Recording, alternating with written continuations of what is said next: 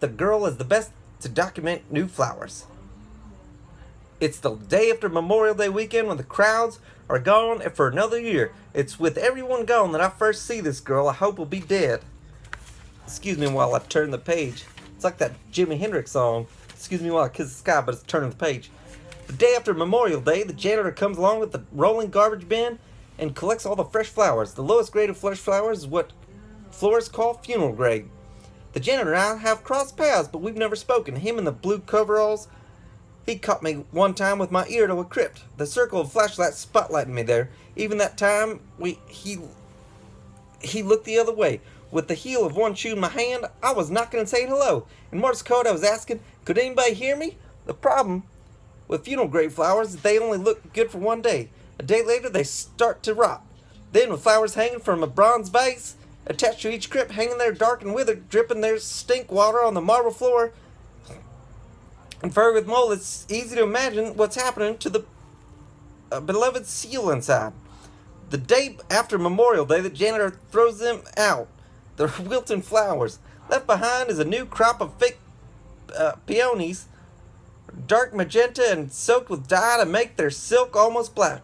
This year, they're artificially perfumed sprays of plastic orchids. The long polysilk vines, blue and white, huge morning glories are worth the trouble to steal. The oldest old specimens include flowers made of chiffon, organza, velvet, velveteen, georgette, cryptosheen, and white satin ribbon. Heaped in irons and snapdragons, sweet peas, and salvia, hollyhocks, 4 o'clocks, and forget-me-nots, fake and beautiful but stiff and scratchy. This year, the new flowers are spritzed with clear droplets of polystyrene plastic dew. This year, this girl is here a day late with nothing special assortment of polyester tulips and anemone,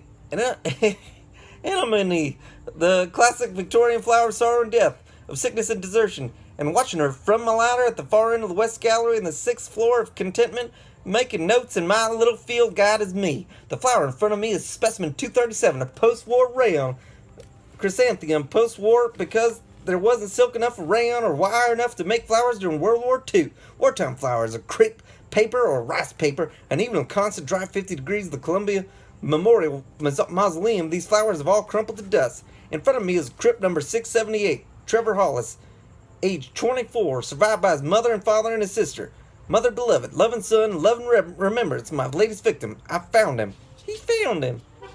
Crypt number 678 is in a tier high up in the gallery wall. The only way to get a closer look is with a stepladder or casket lift. And even from the top of a stepladder, 2 steps higher, there's safe. I can see something is different about the girl. It's something European, something malnourished. It isn't the daily recommended allowance of food and sunshine that make you beautiful by any North American standard. There's something waxy about her arms and legs come out of her dress looking raw and white. You can see her living behind barbed wire, and coming up inside me is the desperate hope maybe she's dead. This is how I feel watching old movies at home with where vampires and zombies come back from the grave, hungry for human flesh. Inside me is the same desperate hope I have watching the ravenous undead and thinking, oh please, oh please, oh please. The craving inside me is to be clutched at by some dead girl, to put my ear to her chest and be hearing nothing. Even getting munched on by zombies beats the idea that I'm only flesh and blood, skin and bone. Demon or angel or evil spirit, I just need something to show myself. Ghouly or ghosty or long-legged beastie, I just want my hand held.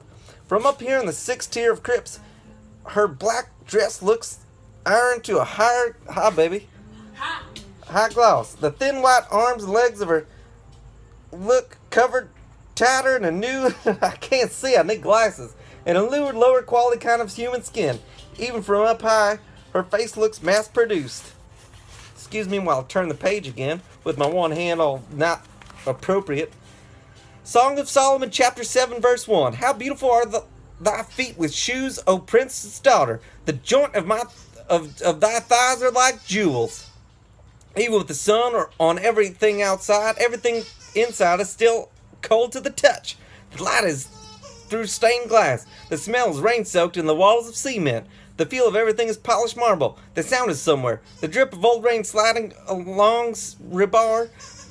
The drip of rain through the cracked skylights. The drip of rain inside unsold crypts. Rolled, airy shapes of collected dust and dander and hair wander around the floor. Ghost turds, people call those. The girl looks up and has to see me, and then she's coming soundless in her black felt kind of shoes across the marble floor. You can get lost easy enough in here. Hallways run into hallways and odd angles. Finding the right crypt takes a map. Galleries open into galleries and telescope vistas so long and carved sofa or the marble statue at the far end could be something you never imagined. The repeating pastel, soft shades of marble are so after you're lost, you don't panic. The girl walks up to the ladder and I'm trapped at the top, halfway between her and my feet and the heaven of angels painted on the ceiling. The wall of polished marble crypts reflect me full length among the epitaphs. This stone erected on this spot, erected in the loving tribute, I am all of the above. My cold fingers feel crabbed around my pen. Specimen number 98 is a pink Salmelia of China. I don't know how to fucking say it. It's a fucking flower. The absolute pink proves the cultivated silk was boiled in a soapy water to remove all sericin. The primary stem is a wire cast in green polypropylene, typical of shrubs of the period. What?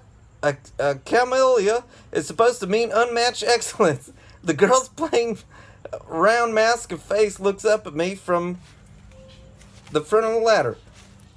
The foot of the ladder. How to tell if she's alive or a ghost? I don't know. There's too much of her dress for me to see any rise or fall of her chest. The air is too warm for her breathing to show. Song of Solomon, chapter 7, verse 2. Thy navel is like a round goblet which wanteth not liquor. Thy belly is like a heap of wheat set about with lilies. The Bible collapses sex and a food a lot. Here was specimen numbered 136, little conch shells, painted pink to look like rosebuds, and specimen number 78, the baked-like daffodil. I want to be hugged in her cold, dead arms and told that life has no absolute end. My life is not some funeral-grade bit of compost that will not rot tomorrow and be outlived by name in an obituary. The feeling in those miles of marble walls with people sealed inside, you get the sense we're in a crowded building dense with thousands of people, but at the same time we're alone. A year could pass between her asking a question and my answer. My breath fogs the carved dates that bracket the short life of Trevor Hollis. The epitaph reads, "To the world he was a loser, but to me he was the world. Trevor Hollis, do your worst. I dare you, come and seek your revenge." Her head thrown back. The girl smiles up at me, standing above her. Against the gray of everything stone, her red hair blazes up at me, and she says, "You brought flowers." My arms shift, and some flowers, violas, daisies, dahlias, float around